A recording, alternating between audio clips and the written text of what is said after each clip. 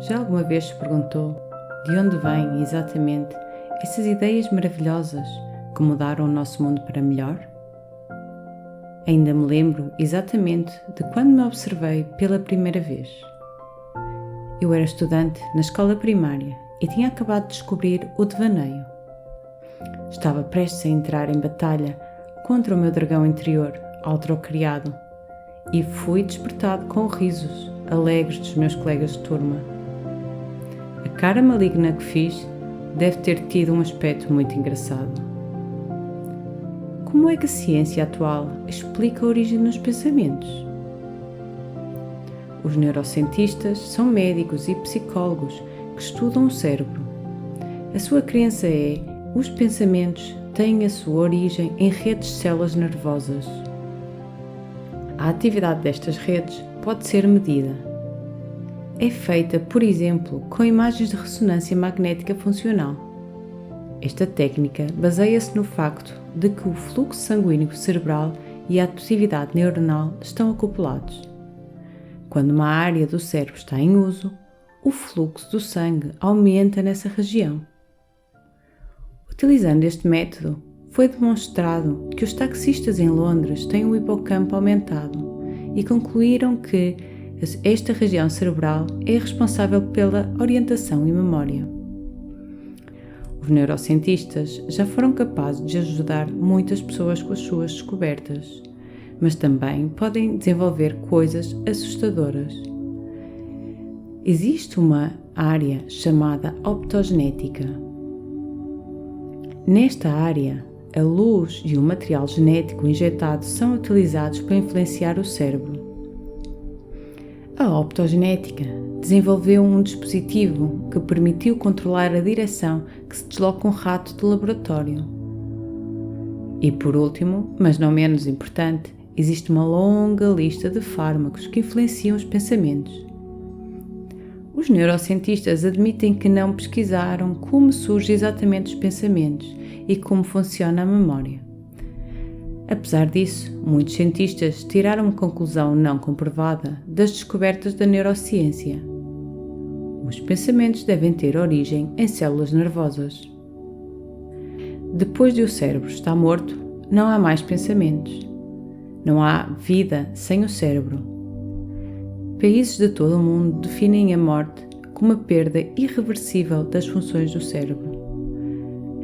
No entanto, é uma questão de fé de cada indivíduo encontrar a sua resposta certa para a pergunta: como e onde os nossos pensamentos se originam? Na ciência, isto é chamado um axioma. Um axioma é uma afirmação que não pode ser provada. Ninguém pode provar que os pensamentos têm origem em células nervosas, tal como ninguém pode provar que não são originários de lá. Vamos fazer algumas perguntas. Acredita que gênios como Einstein, Da Vinci ou Platão tiraram as suas ideias de mudança do mundo apenas de uma massa gelatinosa e enrugada de 1,1 kg de água, proteínas e gordura? Parece-lhe credível que os pensamentos humanos têm origem em células nervosas e os pensamentos são apenas um produto do cérebro que interage com o seu ambiente e consigo próprio? Muitas pessoas perderam completamente o contacto com os ensinamentos espirituais. Palavras de professores espirituais de todo o mundo têm sido mal utilizadas e mal interpretadas para controlar e oprimir pessoas e religiões. Buda disse: tudo o que nós somos surge dos nossos pensamentos.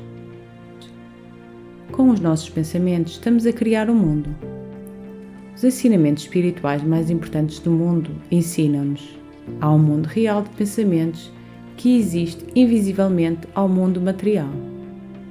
Apenas o seu corpo físico morre. O que continua vivo és tu. Vocês vivem com todos os vossos pensamentos e com todos os vossos sentimentos. O cientista e filósofo austríaco Rudolf Steiner, o fundador do sistema educativo Waldorf, afirmou: o ser humano é construído de acordo com os pensamentos do universo. O universo é o grande pensador que grava a nossa forma é em nós, da mesma forma que os nossos pensamentos fazem pequenas gravuras no cérebro durante toda a vida cotidiana.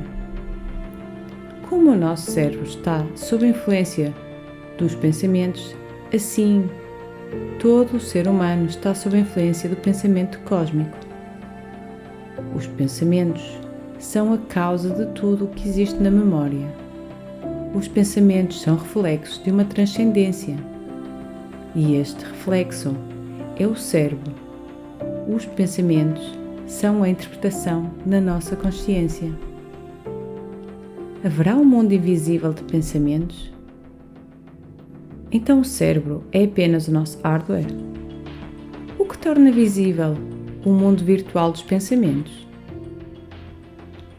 Como os pensamentos existem de forma completamente independente e influenciam o nosso mundo material? Vamos concluir com uma citação do vencedor do Prémio Nobel da Física, Albert Einstein, que afirmou: "Eu quero conhecer os pensamentos de Deus. O resto é secundário."